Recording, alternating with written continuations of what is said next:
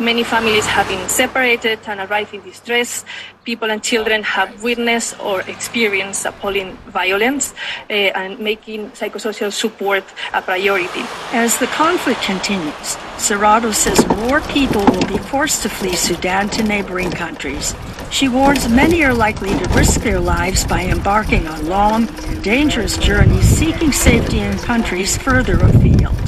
UNHCR statistics show more Sudanese refugees are going to Europe, with 6,000 arriving in Italy from Tunisia and Libya since the beginning of 2023, an almost six-fold increase from the previous year. Lisa Schlein for VOA News, Geneva.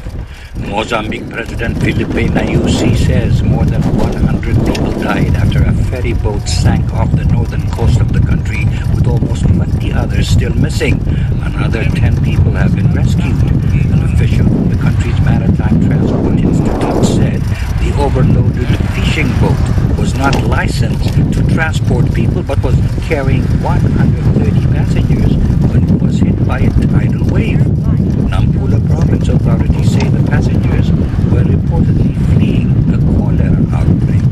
Government data shows Mozambique has recorded 15,051 cases of cholera since October, resulting in 32 deaths.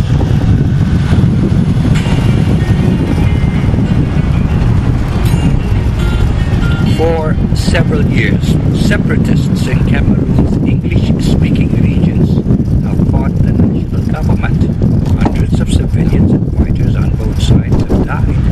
John Makuman Baku, non-resident fellow at the Brookings Institute in Washington, tells me the issue dates back 140 years. In 1884, Germany annexed Cameroon, but lost it after World War I, when it was partitioned between Britain and France. 4/5 of Cameroon went to France, and 1/5 went to Great Britain. And Great Britain then divided 1/5 into two parts. And the argument given by the British at the time was that the portion that they had received from the former German colony consisted mainly of a Christian south and a Muslim north. And according to the British, they felt that it would be very difficult for the two units to stay together. So they divided them into two. And so we came up with the mandate, the Southern Cameroon's mandate, and then the Northern Cameroon's mandate. And of course, after World War II, the mandates were transferred to the United Nations and they became trust territories. So now we have 3 trust territories representing most of what was previously the German colony of Cameroon. The French part of Cameroon won independence in 1960 and was joined a year later by the smaller English-speaking British zone to the west, forming modern-day Cameroon. At the time, many in the British territory wanted to form their own state, but Professor Mbaku says they were not given the option under a United Nations organized referendum.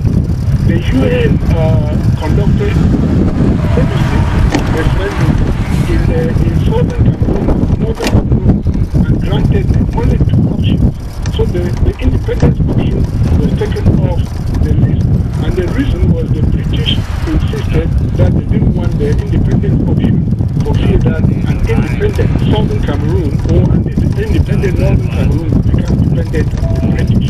And so what they did was they gave them the 2 options, and southern Cameroon voted to join Independent Republic of Cameroon, and northern Cameroon voted to join Nigeria.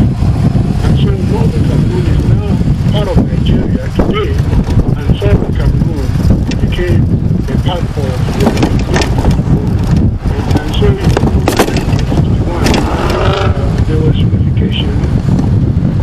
Professor Mbaku says secessionist sentiments have simmered ever since because problems between the Francophone and Anglophone regions began not long after unification. English speakers began to feel they were marginalized in favor of their French-speaking compatriots. French became the language of the Federation, and English was being pushed aside. And so you can see, for example, that the first university in the country was the University of Yaoundé, and many Anglophones who went to that university found out that there were no professors who were capable of teaching in English, and so that became some of the problems that Anglophones in the Federation started having. In addition to that, most of the government was made up primarily of Francophones. Most of the leaders in the country were primarily Francophones, and the Anglophone leaders were marginalized. The separatist movement remained on the political fringe until late 2016, when English-speaking lawyers and teachers started protesting against having to work in French. The government cracked down and civilians were killed in clashes with police. In October 2017, more than 20 were killed during marches, and not long after, the separatist clashes began, and it is still going on. Professor Mbaku is from Cameroon and has written and researched extensively on the matter, says colonialism made a significant impact and a significant difference in the way Cameroonians live.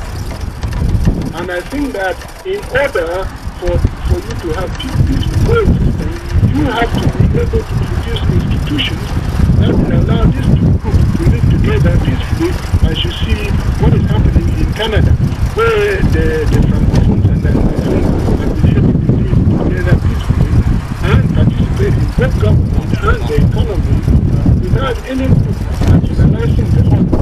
Professor Mbaku told me that Cameroon's government should sit down with separatists peacefully to convince them that separation is not a good idea. A line of communication should be established that is mutually acceptable for both sides.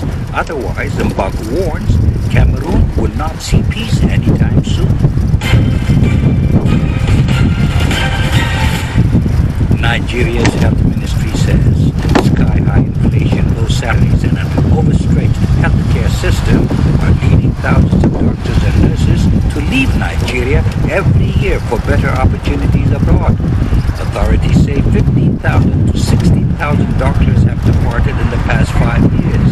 That leaves Africa's most populous country with just 55,000 doctors for a population of 220 million.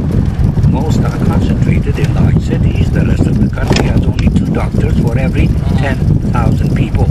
The French news agency AFP reports that doctors in Nigeria's public and in some private hospitals make just $2,000 to $4,000 each year. Parliament is considering a bill to require medical graduates to work for 5 years in Nigeria before obtaining a full license to practice. And a new law requires nurses